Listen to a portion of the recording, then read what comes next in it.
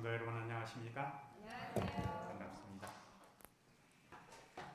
귀한 찬미를 들려주셔서 오늘 설교 내용에도 너무 잘 맞는 사명이라는 곡으로 오늘 성도님들 또 하나님께 영광을 돌려주셔서 감사합니다. 오늘은 요한복음 20장 19절로부터 있는 말씀을 보도록 하겠습니다. 20장 19절로 있는 말씀을 다 펴주시기 바랍니다. 제가 봉독하겠습니다. 이날 곧 안식 후 첫날 저녁 때에 제자들이 유대인들을 두려워하여 모인 곳에 문들을 닫았더니 예수께서 오사 저희 가운데 서서 가라사대 너희에게 평강이 있을지어다. 이 말씀을 하시고 손과 옆구리를 보이시니 제자들이 주를 보고 기뻐하더라.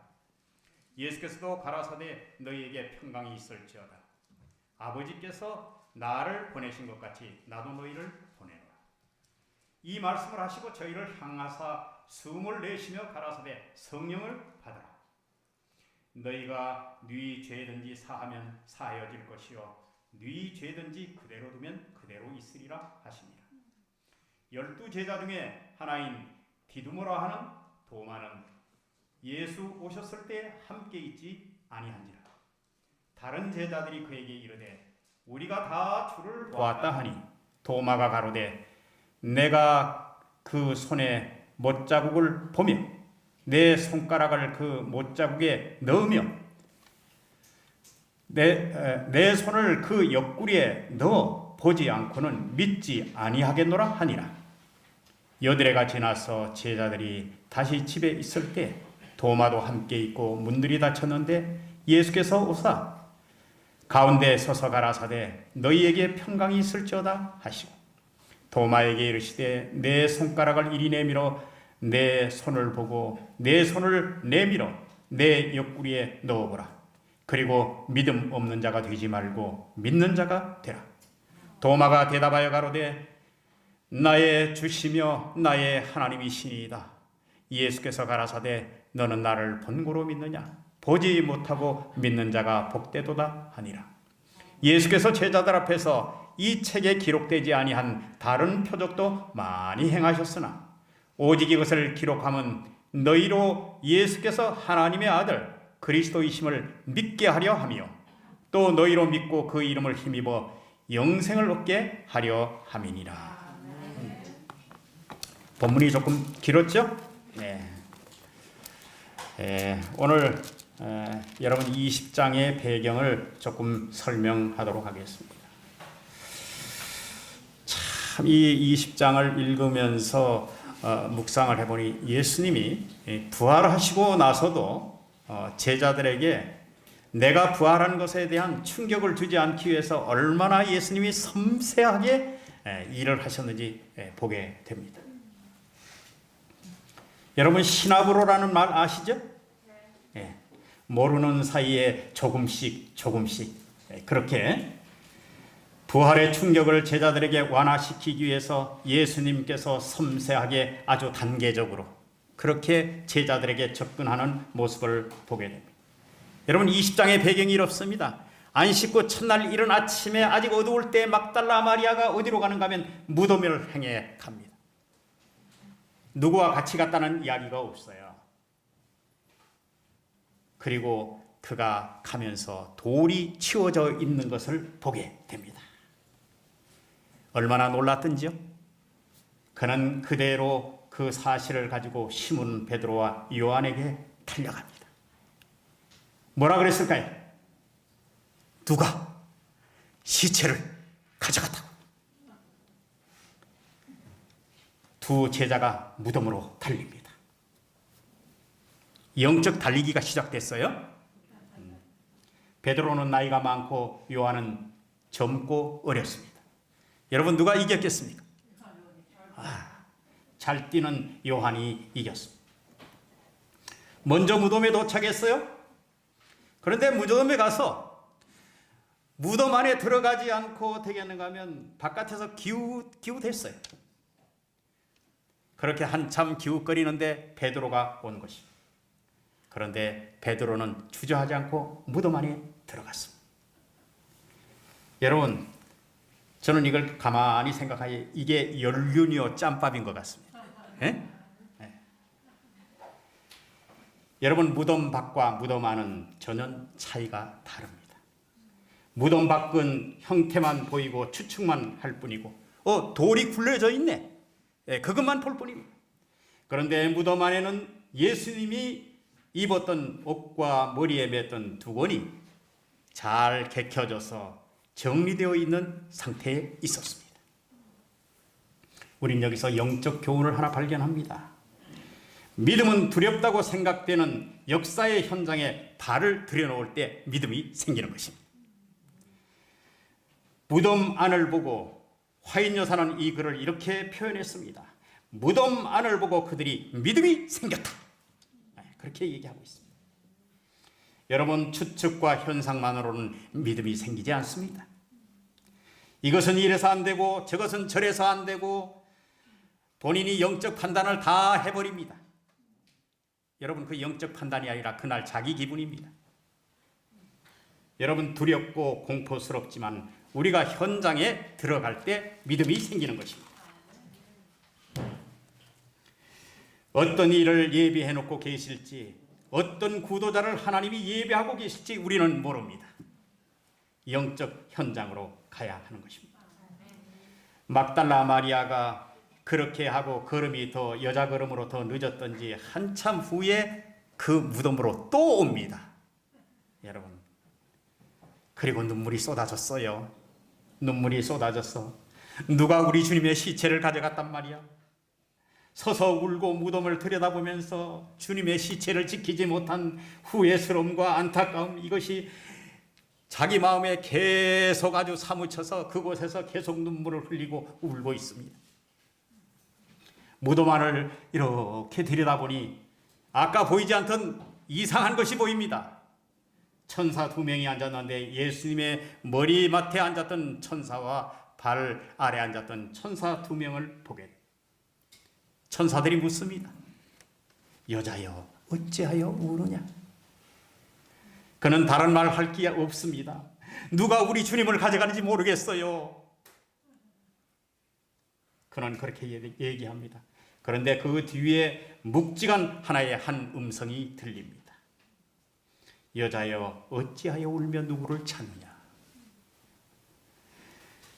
얼마나 울었던지 동산직인 줄 알고 또 그분에게 그 얘기를 합니다. 누가 우리 주님의 시체를 가져갔다고요? 알면 좀 가르쳐 주세요. 당신이 치웠으면 나에게 좀 가르쳐 주세요. 그런데 16절에 마리아야, 그가 여태까지 익숙히 들어왔던 한 목소리가 들립니다. 마리아야, 그가 평상시에 예수님을 선생님이요, 라보니요 하고 불렀던 그 아주 감격스러운 대답을 하면서 예수님에게 다가가려고 합니다. 예수님께서 너 아직 내가 아버지를 만나지 못했느니라.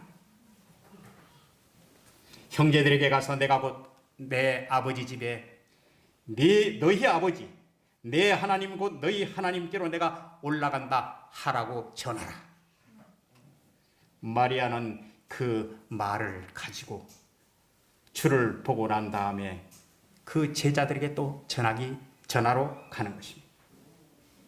여러분, 진짜 살아계신 부활하신 주님을 누구만 봤습니까?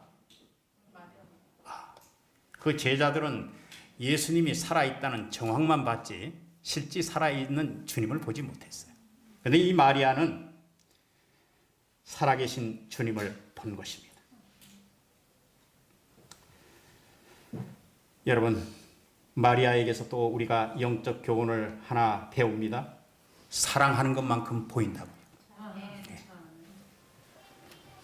갑자기 그들에게 나타나지 않고 무덤의 정황을 보여주고 예수님께서는 그들의 마음을 숙성시키시고 마리아를 주님의 사랑으로 본 그 이야기를 더 확신시키시고 20장 19절에 두려워하는 가운데서 그들 가운데 오셔서 주님이 기쁨을 주십니다. 20장 26절에도 실망에 빠졌던 도마에게 부활의 확신을 주시기 위해서 단계적으로 놀라지 않게 이렇게 신압으로의 예수님, 참 단계적으로 이렇게 제자들에게 접근하는 섬세하신 주님의 모습을 보게 됩니다. 19절에 여러분, 왜 문을 걸어 잠궜을까요? 왜 문을 걸어 잠갔을까요? 예수께서 겟세마네 동산에서 처형당할 때 그들은 다 뿔뿔이 제자들이 흩어졌습니다. 제자들은 위험한 선동자의 추종자들이라는 혐의가 있었기 때문에 그들은 비밀스럽게 숨을 수밖에 없었어. 사내들인 군사들이 언제 들이닥칠지 모르는 일입니다. 그리고 그들은 깊숙이 들어가서 문을 잠궈 버렸습니다. 여러분, 그런데 예수님은 그렇게 점차적으로 사람들에게 나타나면서 제자들에게 부활에 대한 혼돈을 없애기 위해서 그렇게 하신 반면에 또 한 가지 사실은 3번이나 연속적으로 이 말씀을 하시면서 평강을 선포하시는 예수님으로 그들에게 다가갑니다. 19절에 너에게 평강이 있을지어다. 여러분, 그들이 두려워 떨 때 예수님께서 평강을 이야기하셨습니다. 21절에 평강이 있을지어다. 내가 너희를 보내노니 사명을 주실 때 평강을 이야기하셨습니다. 26절에 평강이 있을지어다. 덜 떨어진 제자, 의심 많은 제자 도마에게 확신을 시키는 자리에서 평강을 빌어주셨습니다.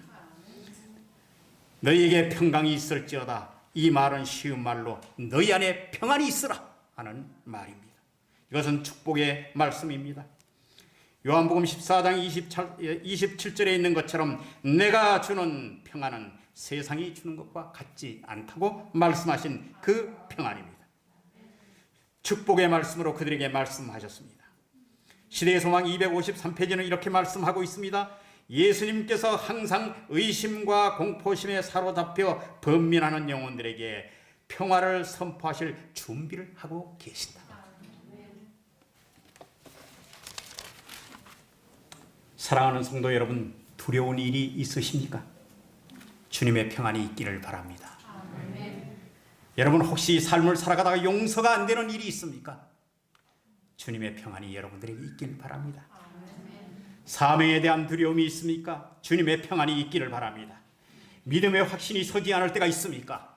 주님의 평안이 여러분들을 주장하게 되기를 바랍니다. 19절서부터는 여러분 첩보 작전을 방불케 하는 일들이 벌어집니다. 다락방으로 두 제자가 향합니다. 달빛 이렇게 비치는 그 좁은 골목으로 들어가서 2층 난간으로 올라가서 문을 두드립니다. 똑똑 안에서 반응이 없습니다. 밖에서 이름을 댑니다. 나 베드로요. 안에서 슬그머니 문이 열립니다. 그 안에 있던 사람들이 반갑게 맞아줍니다. 여러분, 흥분에 쌓여서 감사와 찬송을 올리면서 주께서 과연 당신과 함께한 그 사실을 우리에게 전하려고 온 사람들을 반갑게 맞이합니다. 여러분, 두 여행자가 얼마나 급하게 달려왔던지 그 이야기를 거기서 전했습니다. 그런데 어떤 사람들은 이렇게 얘기합니다. 그것이 사실이라면 얼마나 좋겠는가. 믿기가 어렵다고 말하고 있었습니다. 저는 이 사실을 보면서 우리가 이 자리에서 말씀을 함께 나누고 같은 자리에 있어도 절반의 청중의 태도를 보게 됩니다. 사실을 증거해도 오늘 이 자리에 계신 분들은 주님의 부활 시의 사실을 확실하게 믿게 되기를 바랍니다. 부정하는 분이 없이 모두가 다 주님의 이 부활의 사실을 확실하게 믿게 되기를 바랍니다. 예수님은 낯선 사람으로 그 자리에 서 계셨습니다. 그들을 놀라지 않게 하시려고요. 두 사람이 들어올 때 함께 따라 들어왔습니다. 예수님이 그 문을 두들긴 일도 없었습니다. 그런데 그렇게 선 예수님을 이들이 영으로 생각하는 것입니다. 여러분, 여기에는 요한복음입니다. 누가복음에는 이들이 놀라서 이게 뭐야? 영이 아니신가? 예수님이 말씀하십니다. 영은 살과 뼈가 있으되 나는 뭐라고요? 살과 뼈가 없으되 나는 그렇지 않으니라. 여러분이요, 몸과 모든 것을 완벽하게 가주신 예수님으로 그들에게 보여진 것입니다. 그들이 믿지 않자 예수님께서 생선 한 토막을 달라고 하십니다. 그리고 잡수시고 난 후에 제자들이 그것을 보고 주를 보고 기뻐하더라. 그렇게 설명하고 있습니다. 믿음과 기쁨이 불신을 대신하였고 말로 표현할 수 없는 기분으로 그들이 부활의 구주를 인정하였다. 그렇게 말하고 있습니다. 주님의 부활, 그분 안에 잠자던 모든 사람들이 마지막 부활의 예표이다. 주님이 부활하신 것은 우리에게 마지막 부활의 예표라고 말씀하셨습니다. 예수님께서 죽은 자 가운데서 살아나신 것처럼 예수 안에서 자는 자들이 다시 살아나실 것입니다. 예수님이 알아보신 것처럼 우리의 친구들을 우리는 나중에 알아볼 것입니다. 죽을 때 모양이 여러분 죽을 때 모양과 다를 것입니다. 병들고 아팠던 볼품없는 그 모습은 사라지고 부활 때는 완전한 건강과 균형을 갖게 된 모습으로 우리는 그들을 만나게 될 것입니다. 영광스러운 모습으로 변할지라도 우리는 동일성을 보존하게 될 것입니다. 주께서 우리를 아신 것처럼 우리가 온전히 알게 될 것입니다. 예수님의 얼굴에서 비치는 빛을 받아서 빛나는 얼굴로 우리들은 우리가 사랑하는 자들의 얼굴 모습을 알아볼 것입니다. 부활 후에 예수님께서 그렇게 하신 후에 제자들 앞에 나타나서, 여러분 여기에 그런 말씀이 없지만 부활 후에 다락방 부흥회를 예수님이 시작하십니다. 모세의 율법과 선자의 글과 자기에게 가르친 모든 것이 이렇게 이루어져야 함을 제자들에게 가르치면서 제자들이 기억나게 하십니다. 제자들은 저의 사업과 성질과 범위를 이제 깨닫게 됩니다.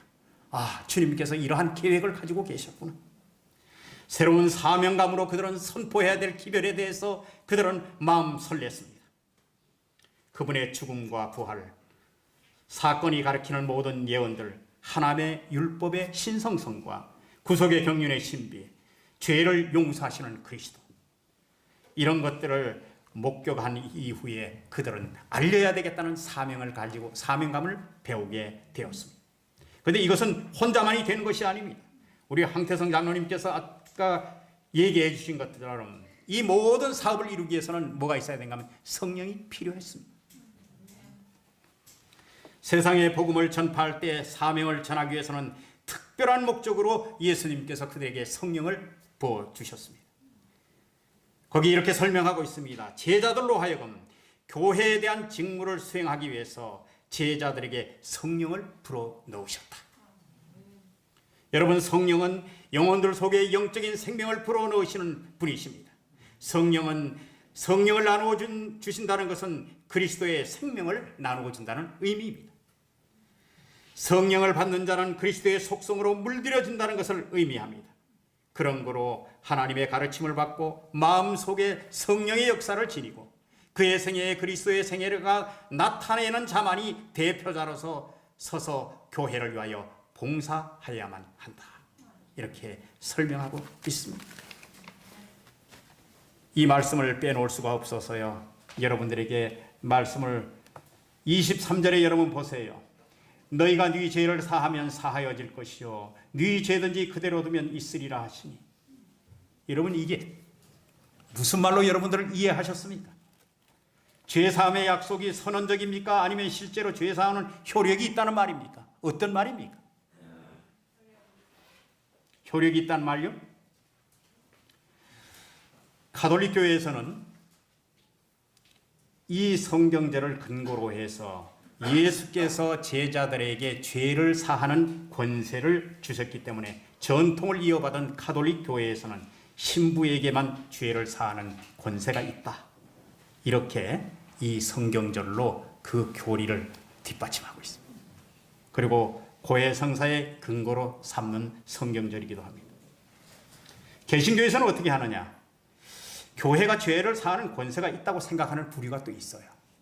그리고 또 성령 충만한 교회를 어떤 죄는 용서받을 수 있으며 어떤 죄는 용서받을 수 없는지 선언할 수 있다고, 그 권세가 있다고 주장하는 데도 있어요. 또 하나는 제자들이나 교회에 죄 사하는 권세를 준 것이 아니고 회개하는 심령을 얻을 수 있고, 하나님의 자비를 거절하는 사람들은 용서를 받을 수 없다는 것을 교회가 가르쳐야 한다. 그런 의무적인 사항으로 이야기하는 교회도 있습니다. 여러분, 죄를 사하는 권세는 누구에게만 있나요? 성경에 하나님만이 죄를 사하는 권세를 가지고 있다고 합니다. 성경에서 사람의 죄를 사하는 사례는 여태껏 없었습니다. 사람이 사람의 죄를 사하는 일은 없었습니다.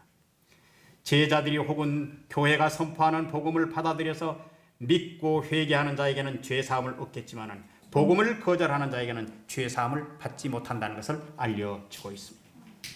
죄는 오직 하나님께서만 용서할 수 있기 때문에 용서하거나 용서하지 않는 주체는 하나님이시고, 제자들과 교회는 하나님에게서 용서를 받든지 혹은 용서를 받지 못하는 그런 선언을 들을 뿐이다. 그러면서 이 말씀을 끝내는 것 같았는데, 저는 여기서 이 말씀을 여러분들에게 오늘 꼭 전하고 싶습니다. 이 말씀의 뒤에 화이트는 이렇게 기록해 놨습니다.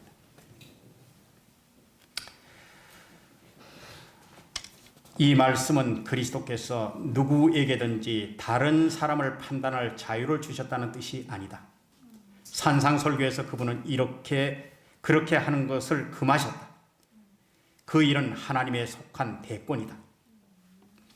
그러나 그분은 조직된 교회에 교인을 개개인으로 돌볼 책임을 맡기셨다. 교회는 범죄한 자들을 경고하고 교훈해서 할 수 있는 한 회복시킬 의무가 있다. 범사의 오래 참음과 가르침으로 경책하며 경계하며 권하라. 주께서 말씀하셨다. 잘못을 성실하게 다루라. 위험에 빠진 영혼들을 경고하라. 그리고 스스로 속임을 당해 버려두지 않도록 하라. 거짓말과 안식일을 범하는 일과 도둑질과 우상숭배와 다른 모든 죄에 대해서 하나님께서 말씀하신 대로 그대로 말해주라. 이런 일을 하는 자들은 하나님 나라를 유업으로 받지 못할 것이요, 만일 저희가 그냥 죄를 고집하면 그대가 하나님의 말씀으로 선언한 판결이 하늘에서도 그들에게 선고된다. 죄의 길을 선택하여 저희가 그리스도와 관계가 끊어지므로 교회는 그들의 행위를 시인함으로 인하여 주님께 욕 돌릴 수 없다는 것을 보여주어야 한다.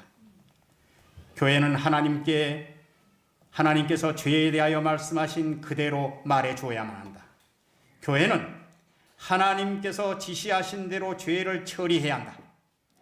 그렇게 될 때 교회의 행위는 하늘의 제가를 받게 된다.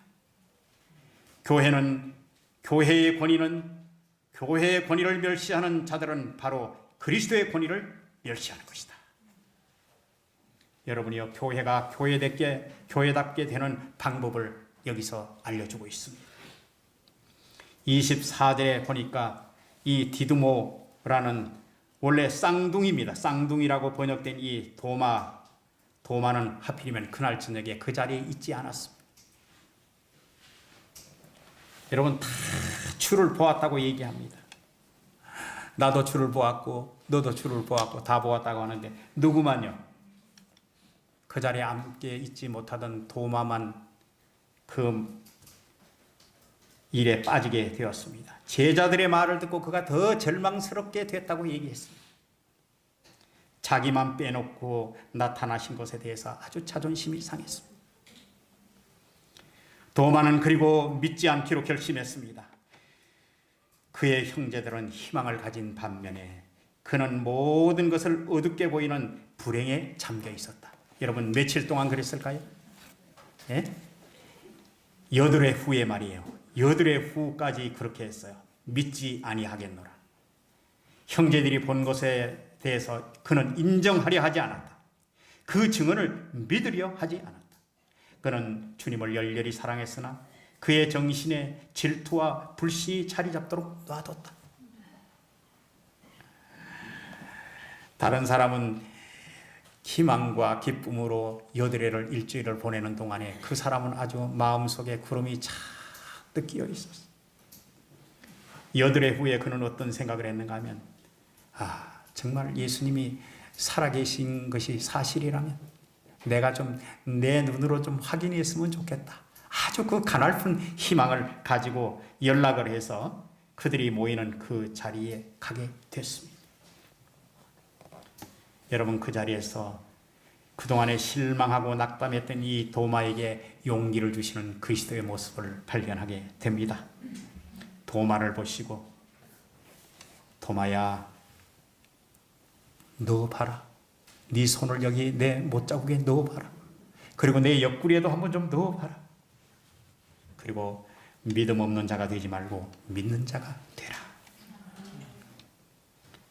여러분, 그냥 이 말이 그냥 그에게 들린 말이 아니라 이 선언은 도마가 왜 오늘 그 성경 주제에 있는 말씀처럼 그가 하나님 앞에 고백할 수밖에 없었는가 하면, 주님 앞에 누가 이 사실을 알려준 제자들이 아무도 없었어요. 예언의 신에는 이렇게 분명히 얘기합니다. 제자들은 도마의 불신을 주님께 말씀드릴 수 없었다 그랬어요. 그런데 주님은 다 알고 계셨습니다. 도마를 보시고 도마의 생각과 그의 한 말을 잘 알고 계시다는 것을 보여주었습니다. 의심하는 제자는 그동안에 아무도 주님을 만나지 않았는데 나의 모든 생각과 내가 한 뱉은 말을 주님이 기억하고 계시다니, 이건 정말, 그는 그 자리에서 바로 무릎을 꿇었습니다. 살아계신 주님 앞에 주님은 나의 주시오, 나의 하나님이라고 고백했습니다. 여러분, 그동안에 예수님의 죽음은 많은 제자들에게 깊은 좌절과 슬픔을 가져다 주었습니다. 그러나 부활하신 주님은 제자들에게 기쁨과 평강을 주었습니다. 슬픔은 잠깐이었지만 평강은 영원했습니다. 주님은 우리 곁을 떠나셨지만 성령께서 그들을 더 담대하게 붙들어 주시기 위해서 주님은 성령을 통해서 믿는 자가 되라고 권면하십니다. 예수님은 그날 저녁에 그가 보여준 정말 불경한 태도, 회의에 대한 그런 책망보다는 아주 온전한 믿음에 이르지 못하는 안타까움과 굳건한 믿음을 갖게 되기를 간곡히 원하는 그런 주님의 애정 어린 근거의 말로 그렇게 하신 것입니다. 도마야, 뭐라고요? 믿지 않는 자가 되지 말고 믿는 자가 되라고 그는 말씀하셨습니다. 주님의 이러한 태도는 정말 도마의 마음을 감동시켰고 그로부터 위대한 신앙 고백을 예수님은 끌어내셨습니다. 지금 그의 힘을 통하여 나온 고백이 과거의 실수를 만회한 것입니다. 여러분, 주님을 바라는 마음 우리에게 모두 있죠?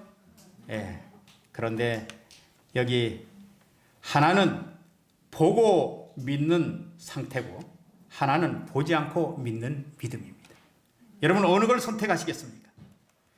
하나는 꼭 봐야 믿는 상태, 현상적이고 증명되어야 하고 모든 것이 다 눈에 보여야만 믿는 그런 믿음과 보이지 않고도 믿는 이런 믿음. 우리는 예수님의 모습을 직접 보지 않았어도 예수님을 믿고 말할 수 있고 영광스러운 즐거움에 참여할 수 있습니다. 이것은 얼마나 복된 기별인지 모르겠습니다. 그리고 아주 중요한 20장의 마지막에 기록해 놓은 아주 중요한 이야기가 있습니다. 특별히 제가 오늘 요한복음을 선택한 이유 중에 한 가지는 올해 패스파인더 성경 대회가 요한복음에서 개최가 됩니다. 요한복음을 중심으로 해서 요 문제는 꼭 나올 것 같아요. 요한복음을 왜 기록했느냐? 요한복음을 왜 기록했느냐? 31절. 오직 이것을 기록하면 너희로 예수께서 하나님의 아들 그리스도이심을 믿게 하려 하며 또 너희로 믿고 그 이름을 힘입어 생명을 얻게 하려 함이라. 요한은 이 글을 이 뒤에 마지막 뒤에 밝히면서 자기가 이 요한복음을 쓴 그것을 분명하게 밝혔습니다. 여러분, 우리가 오늘 하나님의 아들은 예수 그리스도시요, 그 그리스도를 우리가 믿게 할 뿐만 아니라 그를 믿고 그 이름을 힘입어서 생명을 얻게 하려 합니다. 사랑하는 성도 여러분들이시죠, 오늘 저는 이 20장 본문의 말씀을 읽으면서 주님이 얼마나 우리를 사랑하시고 충격이 다가오는 그런 가운데서도 그 충격을 완화시키기 위해서 얼마나 애를 쓰시고 또 그렇게 철없이 그렇게 했던 도마를 꾸짖지 아니하시고 사랑으로 그를 돌이키게 만든 이 놀라운 사실에 대해서 우리 주님은 그러한 분이십니다. 여러분, 주님이 여러분들에게 호소하시고 주님이 여러분들에게 영감을 주실 때 여러분이 믿음으로 응답하셔서 우리 주님 앞에 다 이르게 되는 아주 존귀한 규례교회 모든 성도님들이 되시기를 이 시간에 주님의 이름으로 축원드립니다.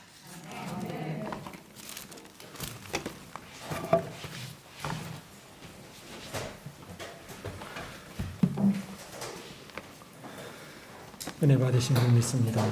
우리 예수님께서 우리를 얼마나 사랑하시는지 우리도 주님을 사랑하는 마음으로 우리 다 함께 헌신의 뜻으로 함께 일어나셔서 383장 예수만 바라보세 찬양을 드리고 장로님의 축도로 오늘 예배를 마치겠습니다.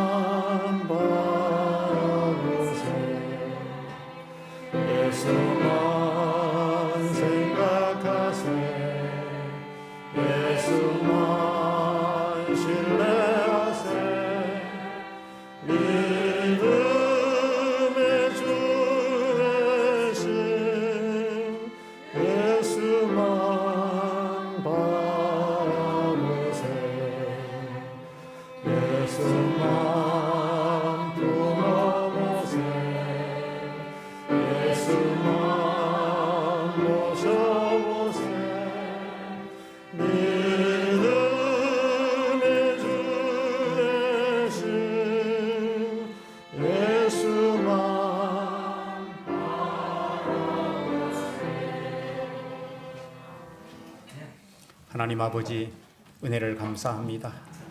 저희들은 실수 많고 허물이 많은 사람들입니다. 주님이여, 주님의 끊임없는 사랑과 격려로 저희들이 매일 삶을 살아가고 있습니다. 아버지 하나님, 저희들에게 성령의 능력을 부어 주시옵소서. 그리고 성령의 모든 것이 잠기어져서 우리가 예수님 닮아갈 수 있도록 은혜를 베풀어 주시옵소서. 이제는 하나님의 사랑과 예수 그리스도의 은혜와 성령의 교통하심이 이제로부터 영원까지 이 규례교회 모든 성도들 위해 함께 임해 주시기를 예수 그리스도의 이름으로 간절히 축원하옵나이다. 아멘.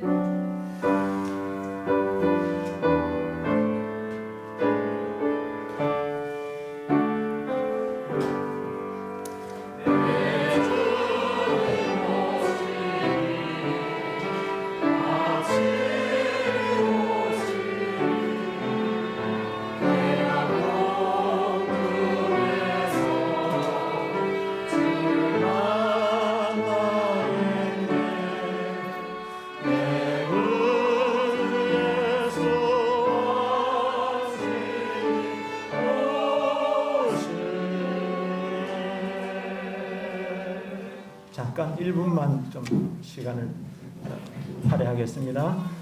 오늘 날씨도 추운데 이 교회에 오셔서 함께 예배드리신 우리 모든 성도님들 진심으로 환영합니다.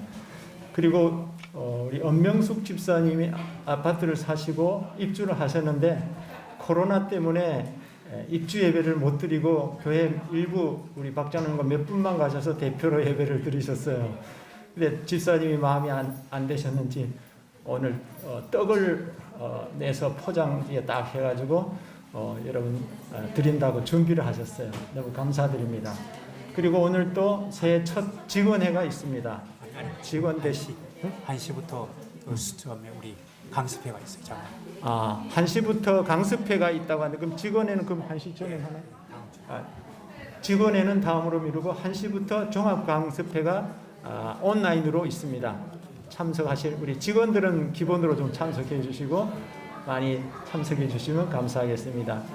안녕히 돌아가시기 바랍니다. 부서장. 예, 부서장님들은 기본으로 다 참석하시면 감사하겠습니다.